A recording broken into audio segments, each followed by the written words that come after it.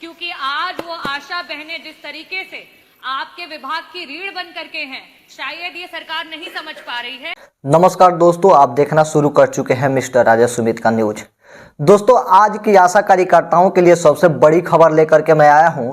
संसद में लगातार एक वीडियो वायरल हो रही है। मैं आप सभी को वो वीडियो दिखा दूं, उसके बाद मैं आप लोगों से बात करता हूं। तो ये आप लोग वीडियो को लगातार देखिएगा, थोड़ा सा भी स्किप मत कीजिएगा, क्योंकि आप सभी आशा कार्यकर्ताओं के लिए एक महिला संसद में लगातार आवाज उठा रही है, और उस महिला को अगर आप सब सपोर्ट नहीं करेंगे तो आप सभी को मांग को कभी स्वीकार नहीं किया जाएगा। तो पहले आप सब ये वीडियो देखिए, उसके बाद हम आप लोगों से बात करते हैं। वीडियो अच्छा लगे तो वीडियो को लाइक करके इस चैनल को सब्सक्राइब कर लीजिएगा, और सभी आशा कार्यकर्ता के पास शेयर कीजिएगा, ताकि आशा कार्यकर्ता, आंगनबाड़ी सेविका, सहायिका, वैक्सीन कुरियर के लिए ये महिला लगातार आवाज उठा रही है। पहले आप लोग ये वीडियो देख लीजिए, उसके बाद हम आप लोगों से बात करते हैं, क्योंकि ये संसद में एक मुद्दा बन गया है और सभी आशा कार्यकर्ताओं के लिए आवाज उठाया जा रहा है मंत्रियों से। तो आप सब इसको लगातार शेयर भी कीजिएगा।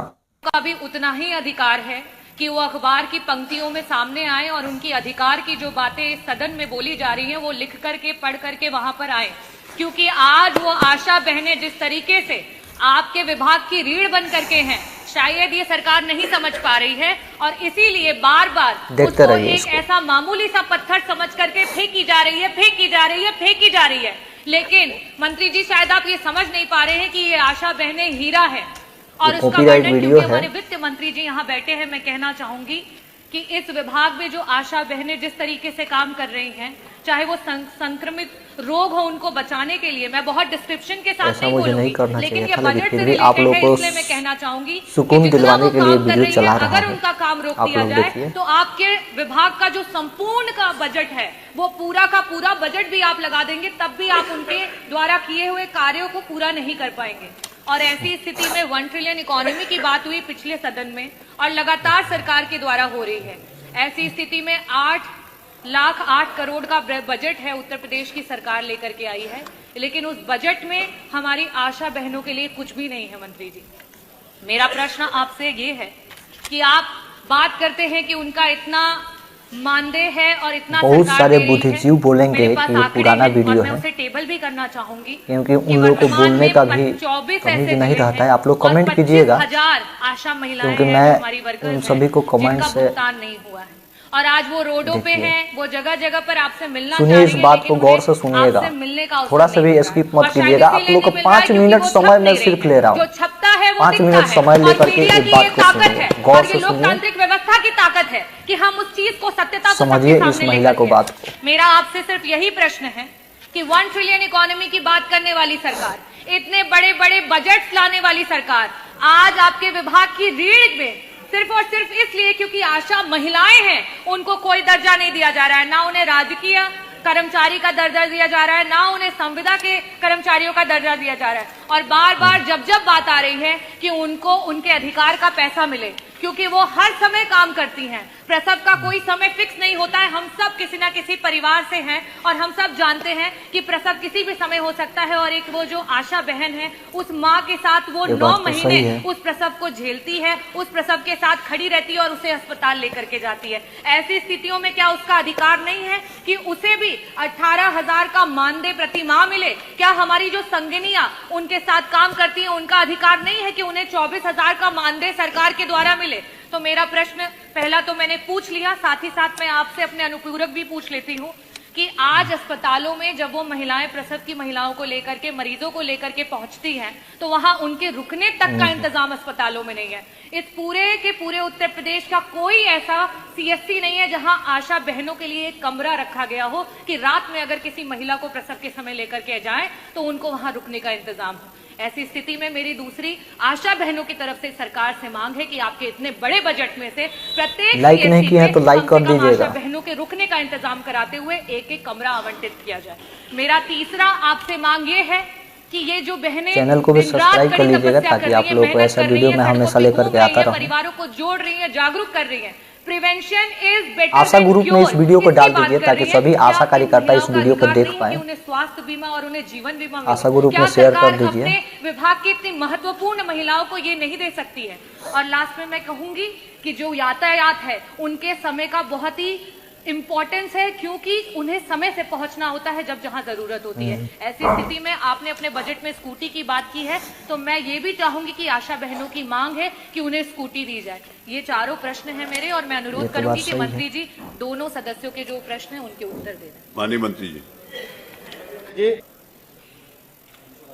स्वैच्छिक सेवा के कारण उनको मानदेय मिलता है, और जो विभिन्न केंद्र प्रदेश की योजनाएं हैं उनको क्रियान्वित करने पर उनको अलग से बोनस भी मिलता है। इस प्रकार हम कह सकते हैं इनको वर्तमान में 6,000 से लेकर के 11,000 रुपए तक, 6,000 रुपए मिनिमम है और 11,000 रुपए मैक्सिमम पेमेंट हमारी सरकार ने मानदेय और जो इनके बोनस है अतिरिक्त रूप से जो काम किया उसके आधार पर हमने अभी तक किया है। अभी